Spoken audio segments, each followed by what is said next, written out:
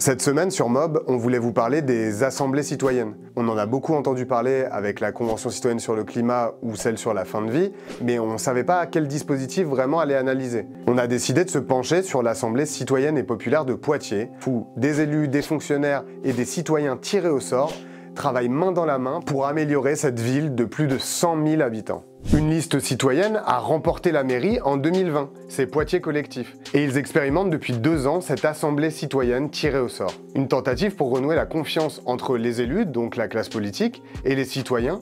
Un dispositif de démocratie participative qui a fait ses preuves et qu'on voulait donc raconter. 50 citoyens tirés au sort étaient invités mi-octobre à participer avec des gens de la mairie à cette 2e édition. Le premier de 4 week-ends pour décider ensemble d'une grande mesure qui devra être appliquée par la mairie. Le tout supervisé par Fréquence Commune, dont on vous a parlé récemment, et qui s'assure de la bonne organisation de tout ça. Et donc pour le premier épisode de cette série qu'on va faire sur le sujet, on a assisté au lancement de cette nouvelle assemblée. Un reportage pour mieux comprendre l'intérêt pour la mairie de l'organiser et pour les citoyens d'y participer.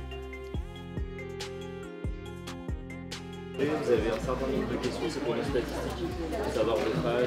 On va chercher du coup des problèmes. Où est-ce qu'il y a des problèmes à Poitiers pour pouvoir essayer de les résoudre. Donc on va déjà commencer à se poser ces questions-là. Donc qu'est-ce qui vous plaît à Poitiers, qu'est-ce qui vous manque à Poitiers, et qu'est-ce qui vous dérange à Poitiers?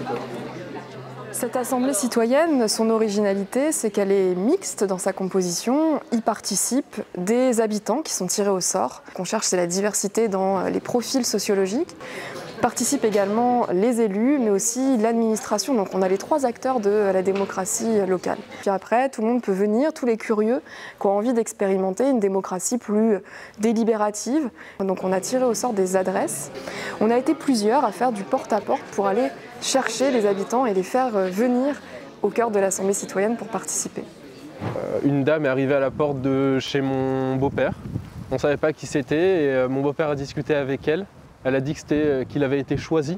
Il s'est tourné vers moi parce qu'il sait que je suis très intéressé dans la politique et il a dit c'est lui qui va. J'ai entendu parler en fait de l'Assemblée par le biais d'une maman à la sortie de l'école.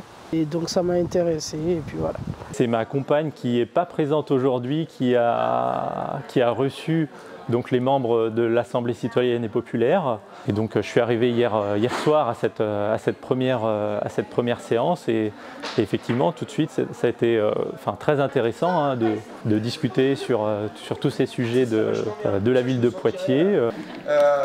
Si je devais peut-être améliorer des trucs, c'est peut-être qu'il se passe un peu plus de trucs l'été quoi. Des festivals, des trucs de jeux, enfin voilà, je sais pas. On écrit une idée par post-it.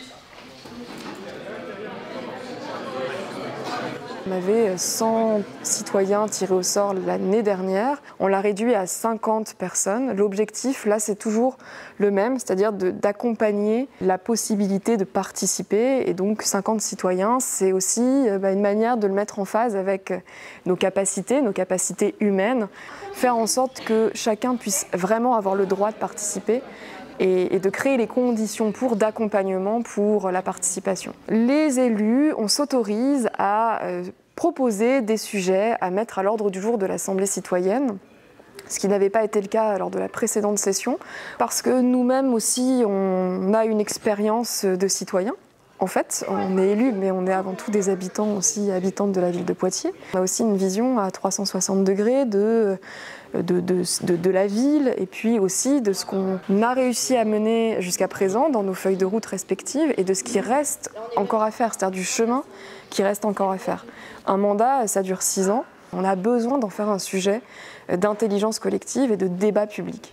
Donc on est à la 2e session de l'Assemblée citoyenne et populaire de Poitiers et c'est la première soirée. Donc pour l'instant il y a eu beaucoup d'exercices pour briser la glace, se découvrir, se rencontrer, essayer de détendre un peu l'atmosphère parce que personne ne se connaît ici. Et donc en gros tout ce petit monde maintenant s'est mis en groupe et doit décider en fonction des problèmes qu'ils ont identifiés dans leur ville par rapport à leur ressenti à eux, de 10 propositions qu'ils vont pouvoir soumettre ensuite dès la prochaine réunion à l'ensemble des gens qui vont participer à cette assemblée et choisir un sujet qui va être le cœur de l'assemblée pour les prochaines réunions. Allez, venez, on va checker. Il y a des bâtiments municipaux qui sont dégradés. Hop, je vais en vivre ensemble aussi. Après minuit, par des lampadaires solaires à détection de mouvement. Ok, donc là, sur le déplacé, le fait que... Moi, ça serait plutôt dynamisation de Poitiers au niveau des activités, des loisirs, des spectacles. Ah ben, se retrouver dans une pièce avec autant de gens qu'on ne connaît pas, c'était effectivement très bizarre, surtout qu'il n'y a pas beaucoup de gens de ma tranche d'âge. C'était cool, on a pu bien échanger, on a pu apprendre à se connaître et en même temps poser des problématiques qu'on allait pouvoir aborder. Derrière, je suis rentré chez moi fatigué, mais très heureux de cette rencontre. Moi, je pensais m'ennuyer, mais en fait, je ne m'ennuie pas du tout. C'est pour ça que je suis là jusqu'à cette heure-ci. Donc voilà, c'est super intéressant. On parle de beaucoup de thématiques, la mixité, la santé au niveau scolaire, au niveau à la maison, la santé mentale, physique des enfants. On nous propose de participer, on donne notre point de vue, on donne notre ressenti. Donc voilà, c'est d'autant plus intéressant. Et puis cet après-midi, on a fait des petits groupes avec des grands thèmes. Alors nous, on était une petite dizaine à discuter du déplacement dans la ville de Poitiers. Et on a réussi à extraire un sujet commun. Un promoteur qui arrive et qui dit bon bah moi je suis ok de construire un immeuble ici de logement ou une entreprise. Oui. Donc c'est des choix politiques, enfin, je veux dire, des grands mots politiques de dire bah tiens on a mis tout, plein de magasins à disposition. On appelle ça aussi la ville du quart d'heure entre guillemets, quoi. À disposition finalement pas loin de là où les gens habitent. Oui voilà, en fait ça existe depuis les années 1980 avec les choix politiques locaux. C'est finalement deux ficelles pour les mêmes choses, comment on rend le bus attractif, est-ce qu'on diminue le prix, est-ce qu'on augmente le service. Pour moi il y a deux sujets qui sortent en plus, parce que ça c'est potentiellement un seul sujet. Je pense que c'est un intérêt général et que justement ça peut entraîner la discussion dans la ville avec plein d'interlocuteurs, des spécialistes, etc.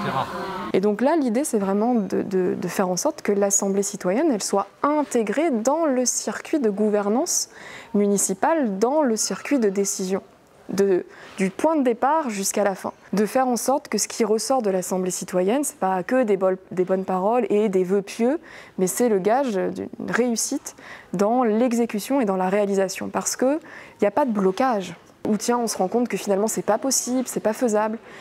Ça génère de la frustration. Quand c'est uniquement consultatif et quand on n'a pas pris en compte des contraintes dès le départ, de faisabilité budgétaire, humaine, etc. Donc peut-être que là, ce qu'on attend effectivement de cette deuxième session, c'est un sujet qui va être plus resserré, mieux problématisé, pour être aussi plus vite dans de l'opérationnel et faire en sorte que ce soit concret et que vraiment les citoyens se disent bah, participer, faire démocratie, ça compte. Par les enfants, de la crèche à l'élémentaire, la santé par l'école. On a des jardins potagers associatifs, des potagers, des maraîchages. Ils ont tous besoin d'eau. De créer à Poitiers une sécurité sociale de l'alimentation. Là pour l'instant, oui, je pense que je vais revenir parce que c'est vraiment intéressant et c'est important surtout. Pour moi, on est tous acteurs de la ville où on est, du quartier où on est. Et si on ne participe pas à ce genre de choses, bah, on ne peut pas nous entendre, tout simplement. Le sujet me tient vraiment beaucoup à cœur, bien sûr. Mais s'il n'est pas choisi, je vais venir parce que j'aurai quand même mon mot à dire sur le sujet qui sera mis en avant. Et je pourrais apporter un nouveau regard, encore une fois un regard jeune. Faire marcher la démocratie, c'est important, donc je ne me priverai pas parce que mon sujet n'a pas été choisi, quoi. Moi, je suis gilet jaune, donc des assemblées citoyennes populaires, j'en ai fait.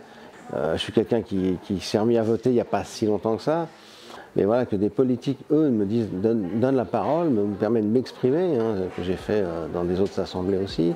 Oui, ça m'a redonné confiance. C'est aussi pour ça que je suis là, pour parler aux gens, leur dire « ayez confiance ». Que Patrick, un gilet jaune et abstentionniste convaincu, se fasse porte-parole d'une mairie, c'est vraiment qu'il se passe quelque chose de fort dans ces assemblées. Et on l'a vu, passer la timidité, chacun et chacune s'empare des sujets, accepte les conseils des agents de la mairie et des élus, et se questionne sur la meilleure chose à améliorer dans sa ville. Cet équilibre, il est assuré par Fréquence Commune qui modère avec bienveillance tous ces échanges et oriente tout ce petit monde vers la recherche de solutions applicables. Parce que le but de tout ça, c'est quand même de prendre une décision qui va être mise en œuvre. Et on verra comment ils font pour choisir ensemble, en bonne intelligence collective, parmi les 10 propositions retenues lors de cette première session. Rendez-vous le 16 novembre donc, en assemblée ouverte à tous les habitants de Poitiers pour notre deuxième épisode.